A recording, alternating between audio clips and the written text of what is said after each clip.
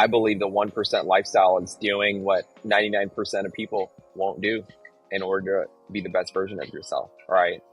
We all want the shortcuts. We all want the highways to success, but we're not willing to do the foundational work required. So that's what one percenters are, in my opinion. People that are willing to do what 99% of people won't and achieve their wildest dreams through the process.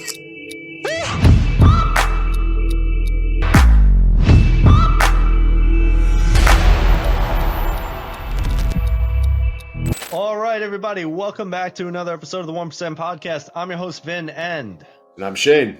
And today we are joined by my friend who, by the way, I said this to him the first time I met him, and I'll let you guys know it here, has one of the coolest freaking names I've ever seen.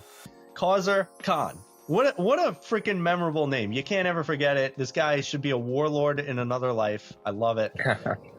But right now, he is just the CEO, and he is absolutely crushing it of the company Beige, and we'll let you guys know what that is in just a minute. My man Kawser, welcome to the show. Thanks for being here. Yeah, definitely, guys. Pleasure is mine. Thanks so much for having me on. It's super exciting. Yeah, we're excited for this one, man. This is going to be a really cool show, and people need to know what you're up to. It's really fascinating. Can you please give the listeners a bit of an insight what you're building at Beige? What are you doing? Yeah, absolutely. So essentially building the world's biggest videography and photography marketplace. So we connect anyone that needs video or photo content anywhere in the country, in the United States, with videographers and photographers that are all trained and vetted by us. So think kind of like Uber or DoorDash, but for content. So here's a question. Why is that so important? Every business that I've found ever gets created is because there's a massive need in the marketplace. Why is this such a need? Yeah, absolutely. I mean, I say this all the time, and it's content is a new currency. Really, I think it's content that shapes and makes brands. And everyone from you and I as individuals to all of our businesses and our companies are brands, right? So we're our own personal brand, and all of the companies that we own and operate are also brands. And all brands have a message, and content, just like you guys are producing right now, is one of the best ways to spread our message. I love it. So how do you foundationally just start building a business? Like, how did you get started on all of this? What was your qualification? Why should we go to you for this? Yeah, man. Because I was my first ever customer finding this pain point, right? I wanted to produce a music video out in Los Angeles. I was like 18 at the time, and was an aspiring rapper. And it was just so hard finding a videographer on the internet. I was scouring through different sources, and no one was really available, right? So it was kind of just a challenging experience. I was fortunate enough at the time that one of my friends had a camera, and he wanted to shoot the video for me, and told me to go rent out the Lamborghini that I wanted in the video, and bring together some of my friends to help out. And then people just started hitting me up from that point. They were like, "Yo, can you shoot my music video? Can you shoot this commercial for my brand? Can you do my wedding?" And I was like, I'm not the best videographer and photographer myself, but I have a team that can help. And it just kind of a snowball effect, in a way grew from there.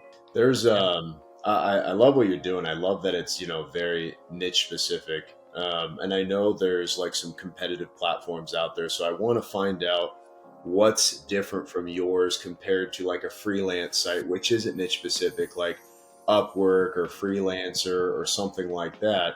And then is this also, if I'm a videographer, is this like a pay to play? I get higher rankings, the review system. How does that work? How does this app work? Yeah, definitely. So I would say the biggest differentiator between Beige and all other generalist platforms is the fact that we specialize just within videography and photography. And, we've been able to really prove the use case from ranging from corporate events to filming podcasts in person to doing weddings, and really being able to specialize the process for each type of content. So I think the fact that we specialize really sets us apart. And to your second question, I think the most important thing today is content, and really any sort of content that you produce, you want to make sure is of quality, right? And that's where Beige really stands out, right? We have vetted videographers and photographers that are also going through our internal training process that stand out from, let's say some freelancer on Fiverr or Upwork. Mm. How long has Beige been open, and how many videographers and photographers are currently on there?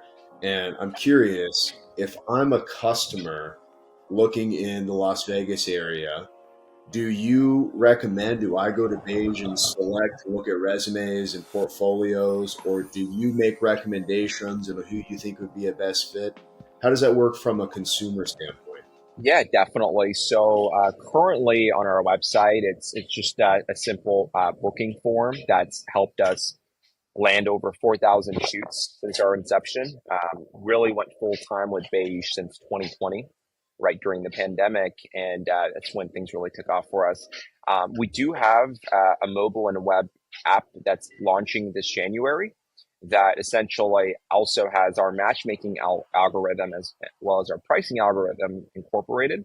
So essentially, let's say you're looking for a videographer in Vegas, based on the type of shoot and availability of our local videographers, you'll be matched with 1 to 3 of the best recommendations. And then from there, you can kind of choose which one you would like to go with based on their specific work. So really, we want to make the most seamless experience for people booking content. So that's what we kind of help out with. Well, here I'm curious. You might have said it, maybe I didn't listen, but Yeah. my curiosity is, so how do you actually like vet these people? What stops me from turning around saying, I'm a videographer, let me get on Beige right now and try to make some money? Yeah, definitely. So from doing several thousand shoots, we've recognized what constitutes bad content, what's okay content, and what's great content. And that has helped us really build our internal 360 vetting process from the equipment that the videographer and photographers have to their past portfolio to their customer service and creative direction skills. And ultimately, we're ranking and scoring them internally to then state that they're above a certain ranking, they can be onboarded onto the platform and be assigned certain types of shoots. And then as they accomplish a wider variety of shoots successfully, they can then be qualified to do those types of shoots as well. So let's say a wedding videographer jumps on and they want to start producing commercial videos. Well, until they start succeeding at smaller, lower budget commercial content, they're not going to be given bigger budget, bigger stakes jobs. So it's really like an internal vetting system that we built to recognize the content. I love that. That's really good. Because you never know who you're going to get, especially when you call an Uber. So I remember you were saying, it's like, what are the Uber for videos? It's like, oh, I don't know. I've had some questionable Ubers come to my door. Totally. I love it. And what happens if somebody has a dissatisfying experience? Like, obviously you are really well vetting and you're making sure that people have the proper equipment and know-how and the good eye. But what happens in the occasional moments where maybe you've had a story you could even share of, like, somebody was Yeah, complaining that definitely. stuff? How do you do it? Definitely. Yeah, for sure. So first option is always providing another videographer, no questions asked. And, that typically seems to solve the problem. But however, if, certain customers are looking to once in a lifetime events that are much higher stakes, like weddings or, keynote speeches or whatever it is, there's very little margin for error, right? And in our early days, there were some, I would say, learning experiences, where a videographer might have misrepresented themselves, and our vetting system didn't trigger that.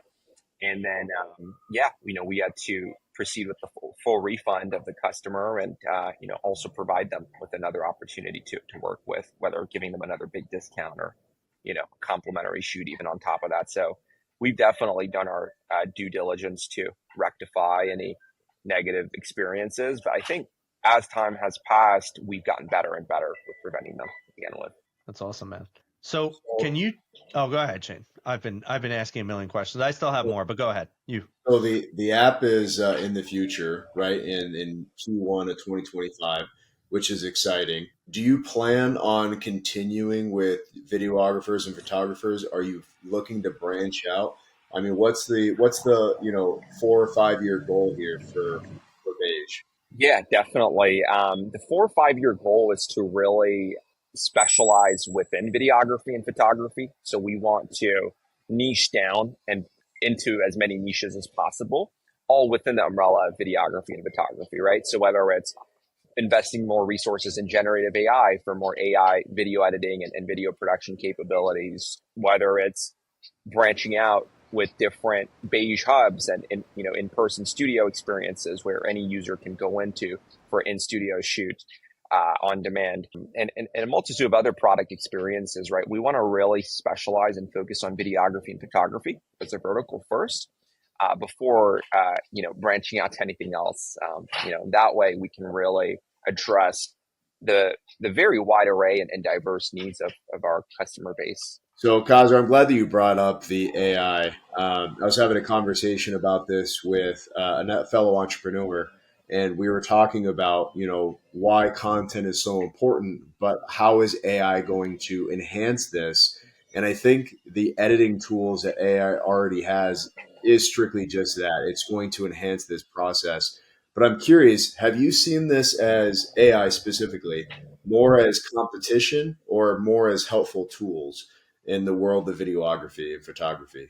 Yeah, definitely. I think AI actually facilitates better collaboration amongst teams, amongst industries, amongst products and services and so forth. So I would say AI is only going to enhance and amplify our capabilities. And the sooner we realize that, the more ahead we can become, just because all of this new technology is so early, right? And a lot of people were, afraid of the World Wide Web when it first started. And, while there were some unforeseen tragedies and problems that arose from it, it had a net positive benefit on society over the past several decades, right? And I think with AI, the same thing will happen where, there might be one-off negative experiences that it may produce, but overall it's going to streamline and organize and scale everything that we want to do. And I think the faster we realize that, the better. Yeah, I absolutely agree with you. Yeah, it's really interesting. To that point, obviously this is a little bit different. I've been using AI to create logos for the past few months now, and I'm very curious as to in your future or in your interpretation of how AI will eventually get, you know, is it going to be something that you feel can always stay collaborative? Do you think that at some point this might be a massive, like, now you just become an AI company? Or like, obviously you can't predict the Yeah, future, but I guess yeah, what you currently definitely. know, I what do you think think? every company, totally. I think every company is going to be an AI company a few decades into the future. It's just about how you integrate it, right? And pivot. And I think that's what makes startups so exciting. You don't need to stay locked into the iteration of your vision today. 20 years from now, it's going to continuously evolve, and you have to be willing to adapt and change, right? So, if we foresee a world where anyone can essentially type a prompt or even take a whiff of air, and that can generate content and a recap video of an event, then we need to focus on building the technology to make that more efficient and faster and better, right? So it's kind of like it's just really about the long term game. And I think having that, I'm a big listener of Simon Sinek, right? His audio books, his books, and he talks about the infinite game, right? So it's like having that infinite mindset of like, okay, no matter what happens, we're going to constantly have these core values and principles. And for Beige, it's to Hmm. make it extremely easy for anyone, anywhere to produce content. And AI is definitely going to help us manifest that vision and that belief. So, Love it. So, Causer, I wanna pivot a little bit into obviously a big part of what we do on the podcast here is figuring out, like, what's the sauce behind businesses, or what's the biggest things that people can use to help themselves in their growth and their business and their personal development journey, whatever it is. I would love to know, do you have like a story or something that maybe was a little bit difficult that you were overcoming in this process of building the business to the level of success you're at now?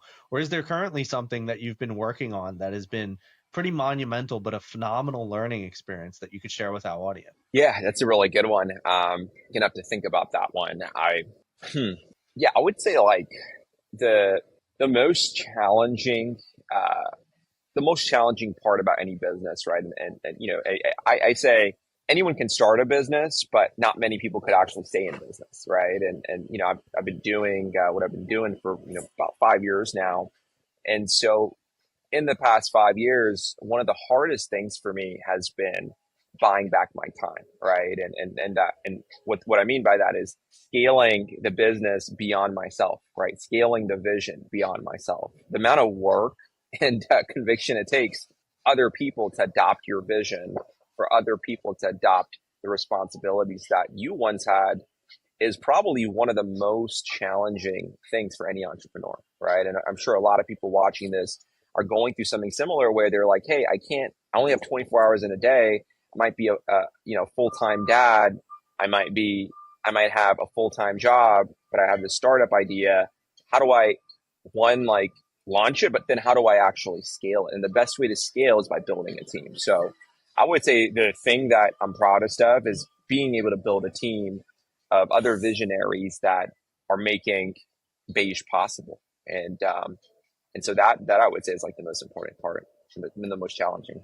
I think that's great advice. You know, we talk a lot about delegation aspect, and in previous episodes, I mean, we talk about this all the time. That first off, I mean, time is the most valuable commodity that we have, right? So getting it back is so important, so you can do whatever you want, which is family, focus on growth or expansion of your business. But I'm glad that you have a similar mindset, and a lot of the people that we bring on, these entrepreneurs, business owners, have the same type of mindset. And I think that's what we love seeing is, you know, these are not just dreamers, they're doers, right? The work ethic comes with it. And it's so hard for, especially nowadays, for regular people that are in a 9 to 5 that have responsibilities, whatever that may be, to not just dream, but to do. And to be honest, that's really all it takes. You saw an opportunity in the start of COVID and you just went with it. I mean, that alone just separates you from the 99 other people that say, I would love to do this, but I'm afraid that this is going to happen, or this hurdle is in the way, so I'm not going to do it. You saw an opportunity, you probably wrote it out or whatever you did. Regardless, you went after it. And I love that. It's a great story. Thank you. Thank you. Really appreciate that. You know, like Napoleon Hill says in Think and Grow Rich, like, you must burn all bridges can be a retreat, right? And so it's like the moment you decide, like, it's all about the conviction that you have in your vision and your ideas to actually go out and take that action and not look back. Like, there is no plan B, you know, like, this is going to work out. And hey, if it doesn't the first time around, you're going to just keep trying again and you're going to keep going again, right? And Thomas Edison had 1,000 failed experience. Thomas Edison had 1,000 failed experiments, and the 1,001st success was the light bulb, right? So it's like, what is that light bulb moment for all of us?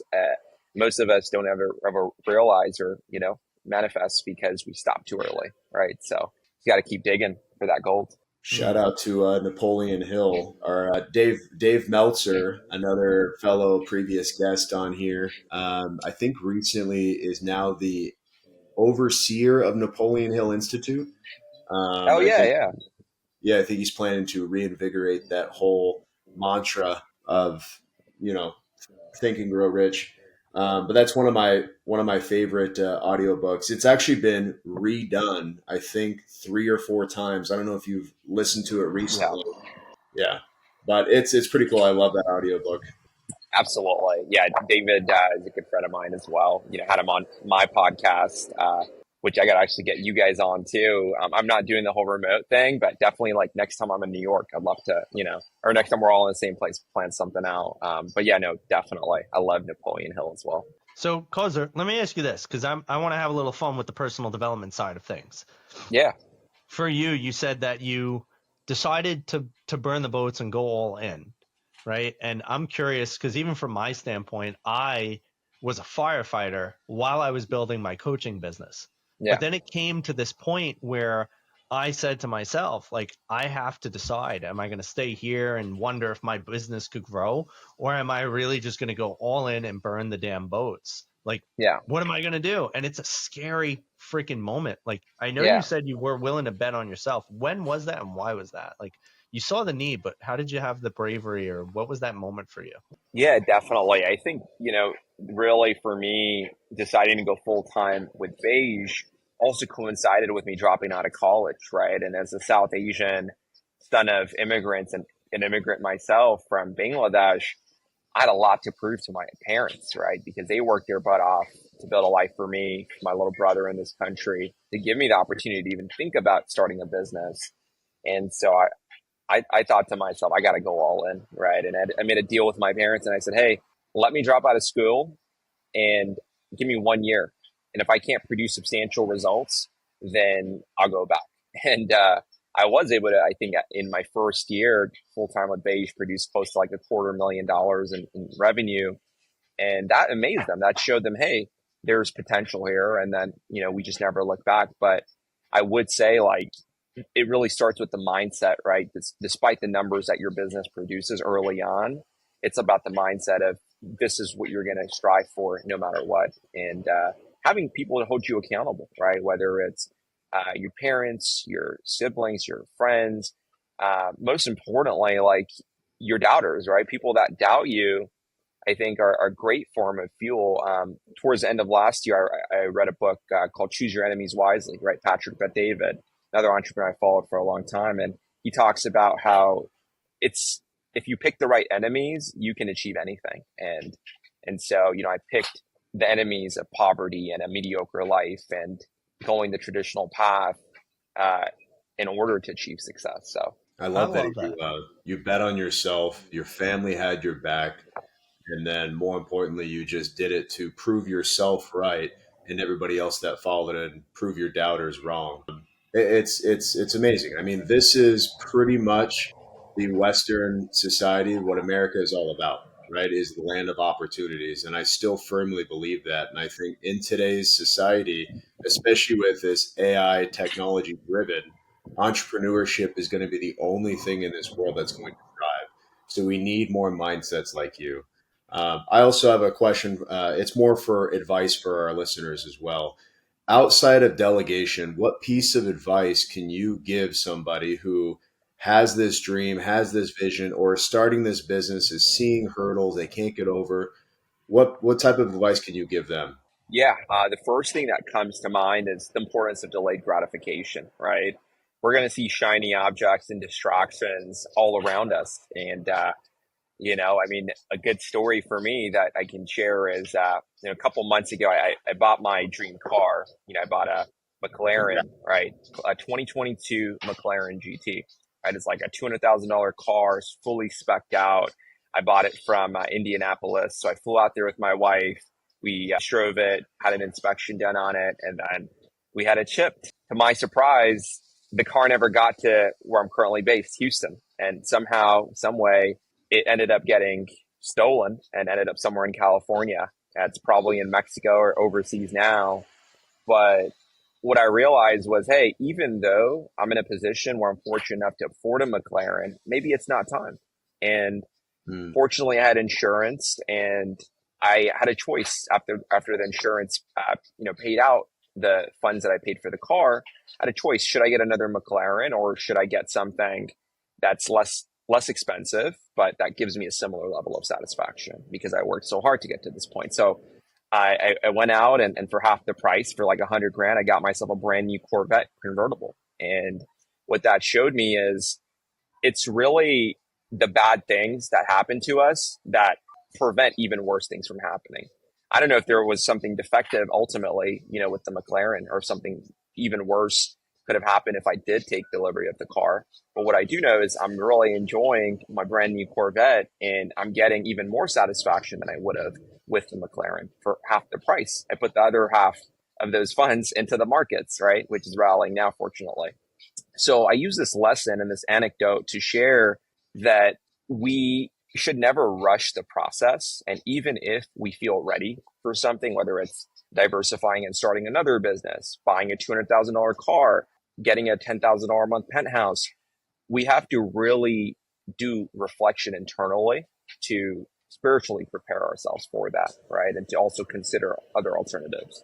And so now it's like maybe the next car I get is something even crazier than a McLaren GT. I don't know. But for now, what I realize is the importance of delayed gratification. I just real quick, I want to make one more comment on that delayed gratification. I also bought my dream car a few years ago, and it sits in my garage. It's only been driven 6 or 7 times, as Vin can contest to. But the reason I bought it, it was a Mercedes G wagon, and I mainly Sick. bought it for tax purposes. But still, it was the fact that my business made it. I deserve this. I haven't spent money on myself as far as a gift that I felt like I deserved. And then when I finally got to that level, it was so nice when I actually could go there, afford this, and actually get that. I love the delayed gratification. It's not like, oh my gosh, I made $250,000 in the first year. I'm going to go buy whatever I want to because now I'm here and now I'm in debt. No, you worked your ass off. You waited. You just got this a few months ago. And this has been 4 years of delayed gratification. And now you have this, you know, that you deserve it. It's a great feeling. So I definitely sympathize with that too. Yeah, don't get into something you can't afford, guys. Wait until you actually deserve it. And that's a big benchmark of what I actually teach a lot of people. I think that it actually is, from what I've seen and the research that I've done, it's important to be able to create benchmarks in the business. So even for you listeners out there, I always advocate, like, it's not about spending all your money, but it's about giving yourself reasons to be excited for business.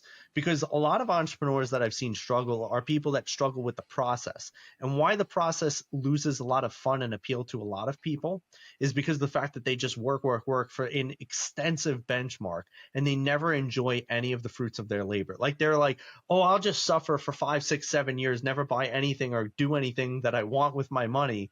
And then 6, 7 years in, they're just burnt out. And they're like, I don't know why. And it's like, well, because you've made millions, you've done zero with it to actually make business or success fun. And a big part of what we need to do is create those experiences for ourselves. So I guess part of what I'm curious about is, did you do that because you've learned it and you received that insight from a mentor, a coach, or somebody wiser than you? Or did you just do it because you just realized, like, if I'm in business and it's not fun, what the hell is the point? Yeah, I definitely think it was that, right? I just turned 25 last year, and I wanted to be able to tell myself that I got my first supercar at 25. And, it wasn't to quote unquote show off or to flex or even the other benefits that come with owning a nice car, such as, networking tools, car groups, and all that good stuff, right? But it's like, I wanted to do it for myself, to show myself, right? And for me, like any material objects really are just trophies of milestones. I see life as a series of mountains where we're constantly climbing every single day within our businesses, overcoming different challenges, going, hiking up different hills. When we get to the top of whatever mountain us three are on right now, we're not going to stop right there. We're just going to keep going and climbing the next mountain. So we need certain accolades and trophies that are at the top of each mountain to, be a factor to keep climbing, right? And to remind us that we work so hard to enjoy the fruits of our labor. I I love it, think man. everybody's. I just when I hear you saying this, I agree to a certain extent because you see these videos with Warren Buffett and Jeff Bezos, who's now transitioned into our mindset, and Elon Musk, who lives in a $50,000 short home and drives a regular Tesla, although he could drive whatever he wants. And I think even he actually paid for his Tesla in cash because there's no discounts in Tesla, which I thought was humorous. But I think everybody has different gratifications outside of material things. I love that old video interview where somebody, I forget what her name was, but she was driving with Warren Buffett and the same thing with Jeff Bezos. And they're driving this old beat up Toyota and Honda. And they're like, you're worth $6 billion. Why are you driving this? Like, it's a reliable car. It's nice. It gets me from A to B. It's those materialistic things don't make them happy. It's, I think, success. It's the will. It's continue to moving forward that really gets them there too. But I think that whole thing shifts. Maybe not. Because look at Jeff Bezos now with $100 million yacht and a supermodel girlfriend. Anyways, interesting perspective here, how the mind plays with you. It, it is interesting. I think a part of it, and I'll weigh in on that, is I think a part of it is it comes down to the person. Warren Buffett's never going to change. He's always going to have his super cheap house that he bought like 50 years ago. He's always Yep. going to drive an older car. Like, he'll never care about that. But I think the average person does need those milestones. I think it's the very savant mindset where it's just like you're a god at something, but you don't really care about most things, and that's a hyper level of focus that I don't think most people will ever have. And it's not because we can't achieve it. I think it's just most people don't think that way. That's a very special functioning mind to that point. We're a materialistic world and we're materialistic girls, right? That's how it is. All right. I am not a material girl in a material world. I'm more of the Barbie doll. But Kawser, there's actually something that I did have more of a question on. Specifically, it's very interesting. So you come from that immigrant background, the it's a really specific mindset. And I want to just dive into that before we kind of get into like the final part of this podcast, because I know a lot of people that come from immigrant backgrounds. I know a lot of people that still feel stuck almost in their own culture. And for those listeners, and even for some of my friends that I'm probably going to encourage to listen to this podcast, because it's very hard to encourage them. It's very hard to get these people to actually feel like they could break out of their societal norms, their cultural norms. Like, I know you said that you kind of had the backing of your parents, which I think is even more fascinating about your story based on what I know about immigrant cultures. Like, can you shine a little bit more light on that piece? Because I think that could be a really powerful talking point for some of our listeners here. Like, what would you say are some of the best ways that maybe somebody could try to break out of their cultural, immigrational, norms that they might be stuck in?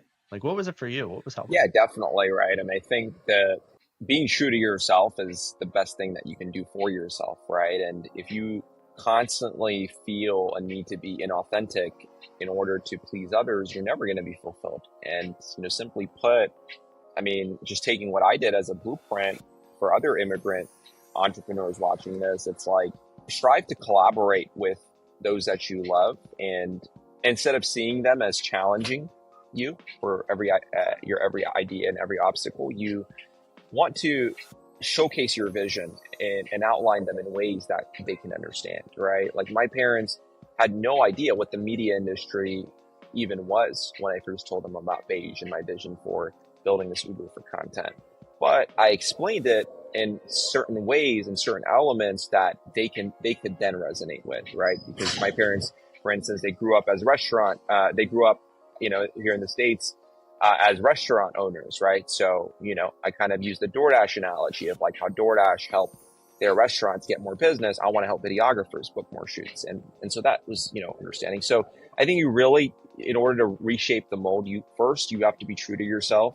Second, you have to map out your vision in a way that's easy to understand for your support system, right? Because if your support system doesn't understand your vision, then how could they support you, right? So I think those two steps were really monumental for me in being able to do what I love and be where I'm at today. Yeah, I love that, man. That's very foundational. And I think that's where every time I hear these stories or talk to a lot of these people that are very stuck in their own cultures, it's usually that. It's the fear of, yeah, but like nobody's going to get it and everybody's going to judge me. And like, I'm supposed Yeah, to be this way. And, this is what we do in my culture. And, it's so hard breaking through to some of those people because it's like, but none of that yeah, matters. You believe that matters. That's why you're stuck. But if you're true to what you want and you say, well, I don't want to do this, I want to build this or try this, you'll deal with the repercussions, but on the other side could be greatness, right? 100%. I love that. Love that, man. Thank you, for sharing that insight. Hopefully some of our listeners really get value in that. I know a few people, some of this too, will. Yeah. So before we start ending off here today, my man, because we're virtually out of time, we have the standard question we ask everybody who's been on the podcast. We believe that being a 1%er isn't just about having $1 billion, or in your case, a McLaren. We believe that being a 1%er is somebody who's striving for that next best thing in life, who's working to achieve the greatest level of their capacities. And so our question to you is this: what is it for you? What do you believe a 1% lifestyle is? I believe the 1% lifestyle is doing what 99% of people won't do in order to be the best version of yourself, right? We all want the shortcuts. We all want the highways to success, but we're not willing to do the foundational work required. So that's what one percenters are, in my opinion. People that are willing to do what 99% of people won't and achieve their wildest dreams through the process. I love that. I think that's very true and very real, my friend. Thank you.